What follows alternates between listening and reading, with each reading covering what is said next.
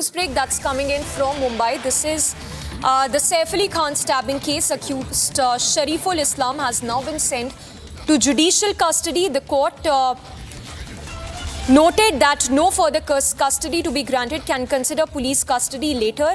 So for now, the accused has been sent to judicial custody and the police custody has not been extended.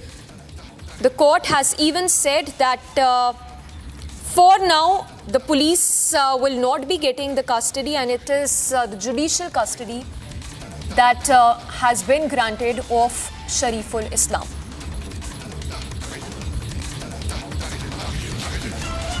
So that's the news break that's coming in. The Mumbai police has now been denied further custody of accused Shariful Islam, who's been apprehended in Saif Ali Khan stabbing case.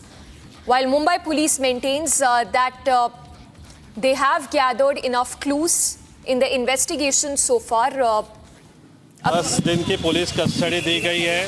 10 दिन के police custody में ऐसा कोई जो first day और second day का जो remand है वो सेम कॉपी पेस्ट था।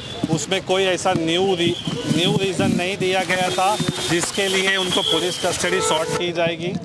और बीएनएस के हिसाब से जो उनको पावर्स है जो आगे जाके वो पुलिस कस्टडी ले सकते हैं, लेकिन उनको सफिशेंट ग्राउंड देना चाहिए कि उनको पुलिस कस्टडी क्यों चाहिए। आज ऐसा कोई रीज़न नहीं था। मैंने उनको इन्वेस्टिगेशन ऑफिसर ने जैसे ही नाइफ़ के रिलेटेड क्वेश्चन उठाया कि उनको कहाँ से लाया क्या है, तो मैंने उनको बोला जो नाइफ़ है वो ऑलरेडी नाइफ़ जो बताया गया वो नाइफ़ नहीं है। एफआईआर में एक्सो ब्लेड दिया गया है और उसमें काफ़ी जो क्लेम ऑफ वेपन है वही गलत है, और उनको जो पीस ऑफ वेपन जो मिला है और जो एफआईआर में जो वेपन का इंडिकेशन किया है वो काफ़ी अलग है। और दूसरी बात, जो स्टेटमेंट जो आज एफआईआर में जो रीज़न दिया गया था, जो रीज़न फॉरेंसिक का फेस रिकग्निशन का सारा चीज़ें दी गई थी वो काफ़ी अलग है, जो सेकेंड रिमांड और फर्स्ट रिमांड से काफ़ी मेल खाती है। तो उनके पास कोई सफिशिएंट ग्राउंड नहीं था जो आज पुलिस कस्टडी वो ली जाए। तो 14 दिन की जुडिशियल कस्टडी दी गई क्या? 14 दिन की जो जुडिशियल कस्टडी है, 14 दिन की जुडिशियल कस्टडी के लिए कोई उनके पास ऐसा कोई रीज़न नहीं था जो सफिशिएंट कस्टडी उनको प्रोवाइड की। एक एक करके जुडिशियल कस्टडी दी गई है ना? Yes yes.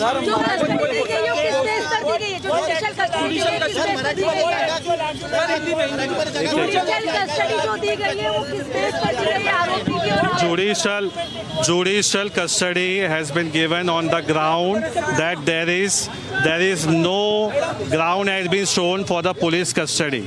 There has no ground for the investigation for related to the accused. For the accused presence and custody is required. Therefore, judicial custody has been granted. Regarding the exablate, which is in the statement of the first informant, it is clearly mentioned as a exablate सारखे वस्तू त्यांनी त्याच्या सैफवर मारलेला गेला आहे असा त्याच्यामध्ये उल्लेख आहे। पण त्याच्यामध्ये जर बघितलं आपण एक्झाब्लेटचा आणि जे सैफच्या पाठीमागून जे नाईफचे तुकडे भेटलेत तो एक्झाब्लेट काउंट होत नाही।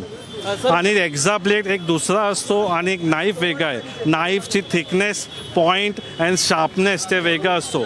जे नाईफ ते लोकांनी दाखवलं आहे ते कसं काय तुटलं आहे, काय झालं त्याच्यामध्ये काहीच अजून रिव्हील केला नाही आहे पोलिसांनी। सर मराठीमध्ये सांगा,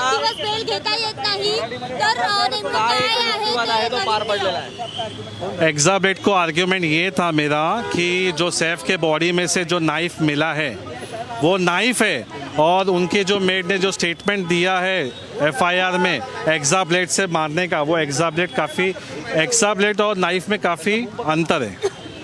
सर मराठीमध्ये सांगा, 90 दिवस बेल होत नाही, नेमकं तुम्ही आता पुढची प्रोसेस काय करणार आहात?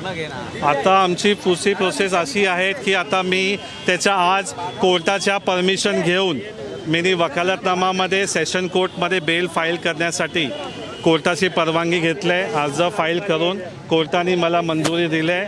ते वकालतनामा घेऊन मी कोर्टामध्ये बेल ॲप्लिकेशन फाईल करणार. आगे हम लोग बेल का प्रोसेस करेंगे. वकालतनामा में मैंने 2 वकालतनामा में एक्यूज़ का साइन लिया है. एक्यूज़ को सारी इंटीमेशन दे दी गई है कि आज उसके साथ क्या हुआ है, उसको जुडिशल कस्टडी में कैसा रहना है, क्या करना है, और उसे सिग्नेचर लेके बेल एप्लीकेशन जो सेशन कोर्ट में फाइल होगा वो चीज़ें भी हमने उनको बता दी है. और जज से परमिशन लेके वकालतनामा में सिग्नेचर ले लिया गया है और हम आगे जैसे बेल फाइल करेंगे और उसमें हमारा सारे डिफेंस हम लोग लेंगे कि किस तरह से पुलिस ने क्या इन्वेस्टिगेशन में आया है. जो लीलावती हॉस्पिटल में जैसे उनको एडमिशन के वक्त लेट एंट्री की गई है वो एक मिस्टेक है. हेक्सा ब्लेड और नाइफ़ का डिफरेंस है. 100 नंबर पे कॉल किया गया नहीं है वो भी एक डिफरेंस है. कोई हेल्पलाइन नंबर कॉल नहीं किया गया है. अगर वो उस पर्सन को किसी को अंदर से लॉक किया गया है तो मेरा एक ही क्वेश्चन था आज कोर्ट के सामने मुझे लेना था कि अगर किसी को बेडरूम में लॉक किया जाता है तो लॉक करने का अंदर से लॉक होता है, बाहर से लॉक नहीं होता है. कोई पर्सन अंदर है तो वो खिड़की से नहीं भागेगा, वो दरवाज़ा खोल के भागेगा. तो वो एक भी डिफरेंस कॉन्ट्राडिक्शन होता है स्टेटमेंट में, ताकि वो कैसे भाग सकता है. कोई अगर आप एक चीज़ सोचिए, अगर आपको किसी ने बेडरूम में बंद किया है तो आप पहला डोर खोल के देखोगे कि हाँ खुलता है या नहीं खुलता है.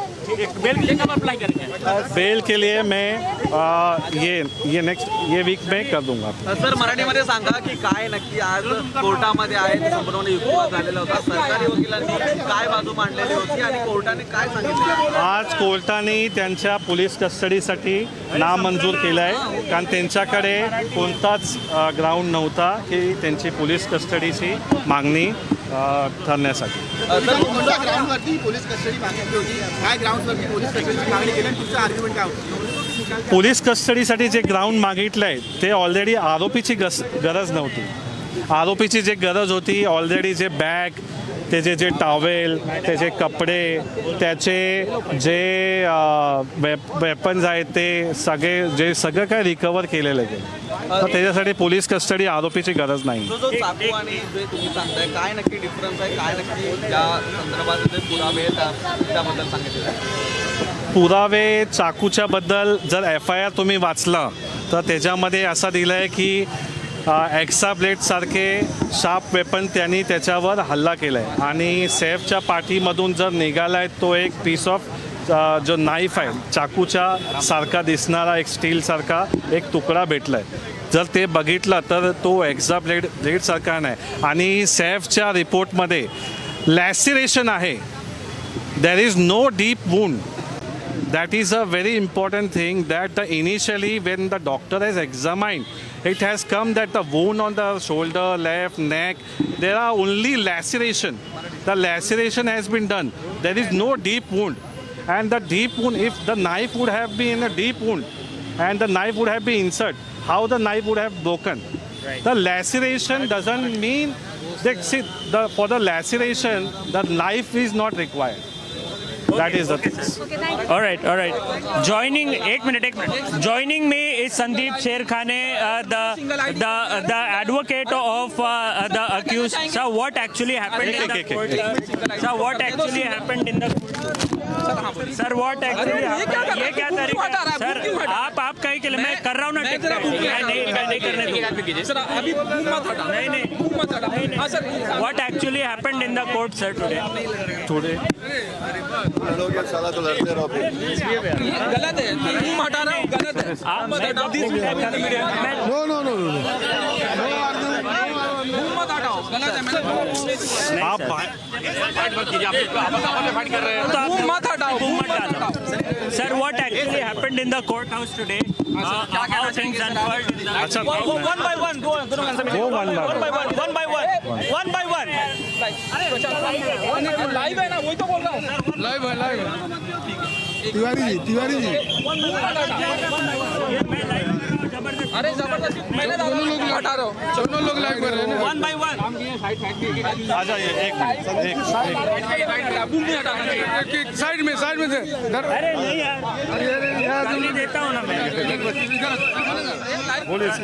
सर जॉइनिंग मी संदीप शेर Khan one by one please one by one camera one by one camera सामने प्रशांत वन बाय वन सामने जानना चाहेंगे क्या हुआ आज कोर्ट में सर क्या कहना चाहेंगे हाँ बोलिए सामने आज कोर्ट में जुडिशल कस्टडी दी गई है और कोर्ट में प्रॉपरली कोर्ट ने जो रिमांड में जो रिमांड के रीज़न है पुलिस कस्टडी के वो रिमांड में प्रॉपर दिया नहीं गया है, उसीलिए जुडिशल कस्टडी दी गई। हो गया ना अभी चल रहा बूम हटा ले सिंगल आईडी का तुमने बूम हटाया मैंने नहीं हटाया तुम मेरे ऊपर चढ़ के आ गए सर कर लेना आज पुलिस कस्टडी में लाइव मेरा भी था ठीक है पंकज कर Joining me, Sandeep Sherkhane, the lawyer of the accused who has been nabbed in Saif Ali Khan. Sir, what actually the argument happened today in the court? What were the regular? नहीं यार हमेशा है बीच हटा रहे हैं एक minute रुक जाइए, नहीं अरे उनकी तो इज्जत रखो यार। मेरा बूम पकड़ के ऐसा मत कीजिए। एक मिनट